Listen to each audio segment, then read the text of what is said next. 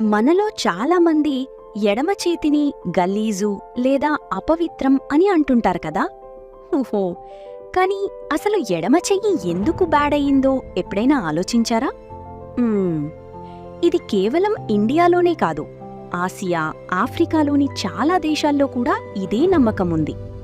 దీనికి ప్రధాన కారణం పూర్వకాలంలో టాయిలెట్ పేపర్స్ లేకపోవడం. అప్పుడు క్లీనింగ్ కోసం ఎడమ చెయ్యి, తినడానికి కుడి చెయ్యి వాడేవారు. అది ఒక బేసిక్ హైజీన్ రూల్గా మారిపోయింది. కానీ ఇక్కడొక ఇంట్రెస్టింగ్ ట్విస్ట్ ఉంది. హిందూ తంత్ర సంప్రదాయాల్లో వామాచారం అంటే ఎడమ చేతి మార్గాన్ని ఆధ్యాత్మికంగా చాలా పవర్ఫుల్గా భావించేవారు.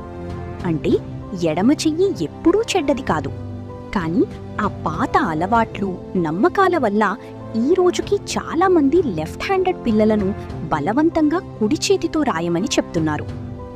మీ ఇంట్లో ఎవరైనా లెఫ్ట్ హ్యాండెడ్ ఉన్నారా? కామెంట్స్లో చెప్పండి. ఇలాంటి ఇంట్రెస్టింగ్ ఫ్యాక్ట్స్ కోసం ఫాలో చేయండి.